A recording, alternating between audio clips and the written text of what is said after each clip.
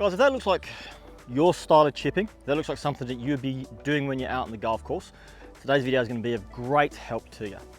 Guys, my name's Danny Bird and I'm PJ Professional based here at the Culbrook Golf Club in southeast Queensland, Australia. In today's video, we're going to be talking to you about a surefire way to improve your chipping. Okay, so let's start with the absolute bare basics. If you're struggling with your chipping, more often than not, that will stem from a poor setup. Now, we won't spend a lot of time on this, but we certainly will go over some key facts and features that we need to have. So it doesn't matter what club you're choosing to use. If you're chipping with a lob wedge, if you're chipping with a pitching wedge, if you're chipping with a sand iron or even a 7-iron, we want to try to create a nice neutral setup position. So let's get the golf ball in the middle of the stance to begin with. Okay. Secondly, we're going to narrow in that stance. If we're hitting a greenside chip shot, we're talking about a shot where we're no more than, say, 5 or 6 meters from the edge of the green. We don't need to have a really wide stance. We're going to have about 1 to 1.5 club head widths apart.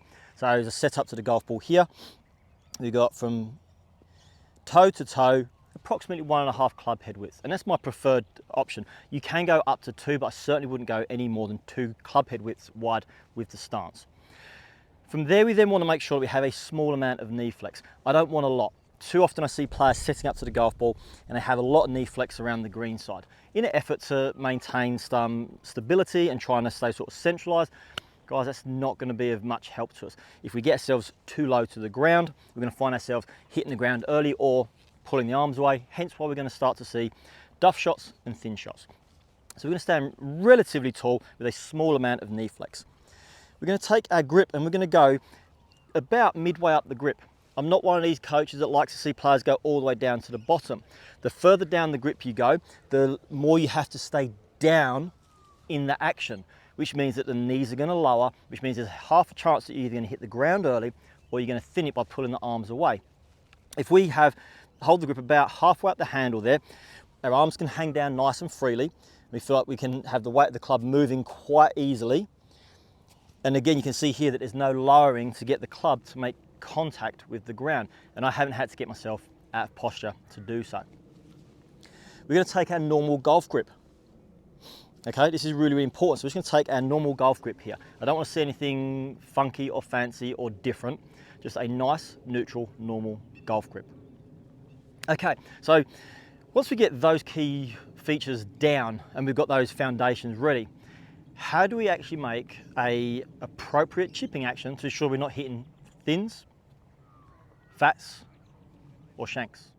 Okay, so our setup's taken care of. Now what we're going to do, when I get you guys to address the golf ball here, I want you to imagine that we're going to be trying to raise the handle and have the right side of our golf club as we look down and sit. So right side of the golf club here, as I'm looking at my right side here, is going to have the toe of the club's going to push down into the ground a touch more, okay? So I'm going to allow the heel to come off the ground. 2 reasons why.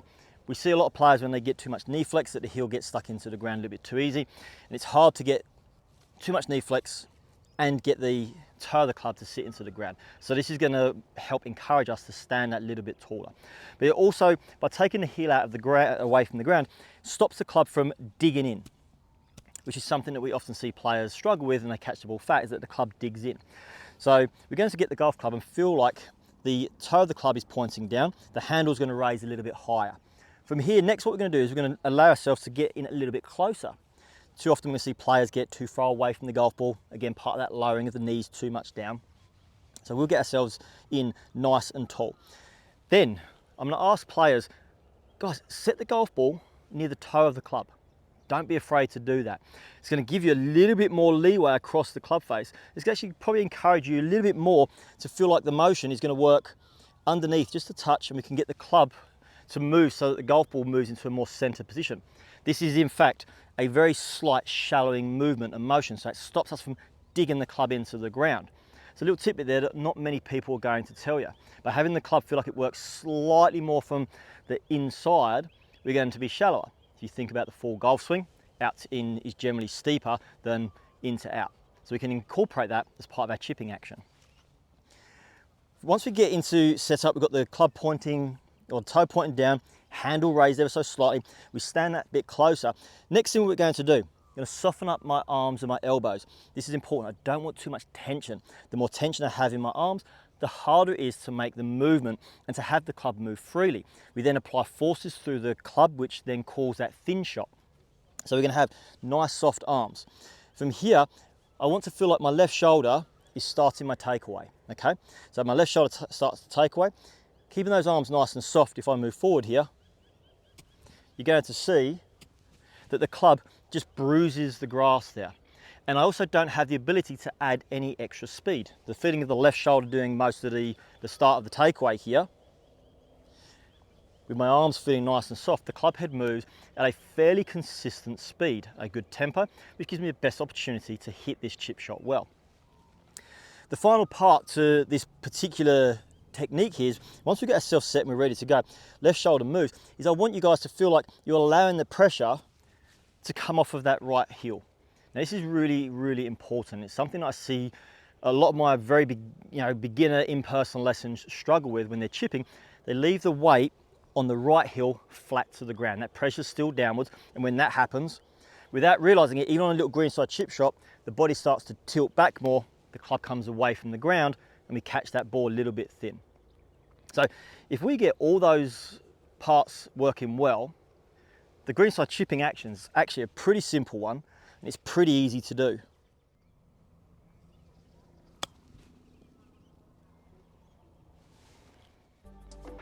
So there you have it, guys. Simple, easy to implement chipping technique that's going to help you lower your scores.